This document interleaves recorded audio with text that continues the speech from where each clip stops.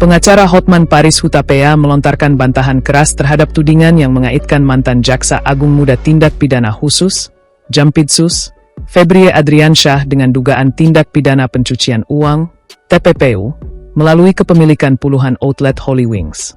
Sebelumnya, beredar di media sosial narasi menyebut 30 outlet Holy Wings merupakan hasil TPPU bersama tersangka Febrie Adriansyah. Tak hanya itu, Hotman Paris juga diisukan tidak membayar pajak. Namun melalui pernyataannya pada Kamis, 23 Juli 2026, Hotman membantah kabar tersebut. Dalam keterangan media, Hotman Paris menegaskan bahwa tuduhan mengenai 30 outlet Holy Wings yang disebut berasal dari hasil TPPU tidak memiliki dasar. Ia bahkan menyatakan kesiapannya bersumpah untuk menegaskan bahwa tuduhan tersebut tidak benar. Hotman menjelaskan, selama mendampingi kliennya, tidak ditemukan bukti adanya aliran dana sebagaimana tudingan yang beredar. Menurutnya, penyidik juga telah mengajukan serangkaian pertanyaan kepada Febrie terkait dugaan penerimaan uang dari pengusaha Tan Kian, dan seluruh tuduhan tersebut telah dibantah dalam pemeriksaan. Lebih lanjut, Hotman menyebut pemeriksaan terhadap Febrie berlangsung sekitar 10 jam dengan total 18 pertanyaan. Ia mengatakan kliennya memberikan jawaban secara lengkap sehingga, menurutnya, seluruh tuduhan yang diarahkan kepada Febrie telah dijelaskan dalam berita acara pemeriksaan. Selain membantah isu Holy Wings, Hotman juga menepis kabar yang menyebut Febrie menerima uang puluhan miliar rupiah dari Tan Kian.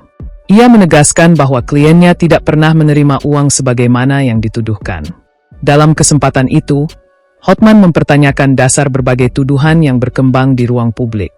Menurutnya, informasi yang beredar telah membentuk opini sebelum seluruh proses pembuktian hukum selesai dilakukan. Sementara itu, Febrie Adriansyah menjalani pemeriksaan sebagai tersangka dalam perkara dugaan korupsi dan TPPU yang berkaitan dengan penanganan perkara PT Asabri periode 2020 hingga 2024. Hingga pemeriksaan selesai, Kejaksaan Agung tidak melakukan penahanan terhadap Febrie.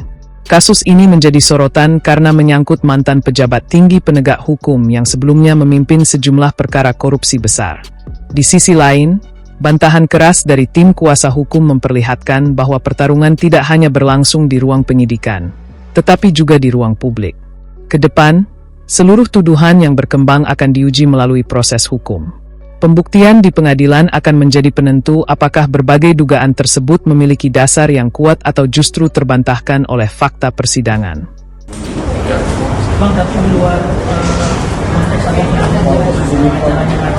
Abang tetap yakin? Saya nggak mau ngomong substansi deh, jangan orang sakit masa kita ada substansi.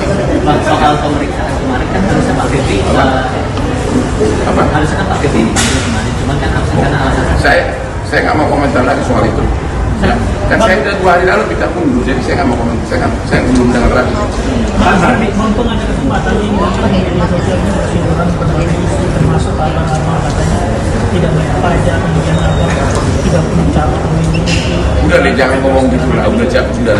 Lu post, udah deh, jangan lah. Ini kan gue lagi sakit. Lu baca di postingan gue lah. Postingan gue kan buat orang-orang kantor pajak malah yang itu fitnah banget. Lu dikaitkan ke orang sumpah mati, tau gak? Sumpah demi Tuhan, gue baru kenal, baru pertama kali ketemu Pak Febri adalah pada saat penandatanganan surat kuasa. Jadi, udahlah, semua postingan juga ada. Bilang pajak mana? Tanya kantor pajak. Itu nggak pernah ya.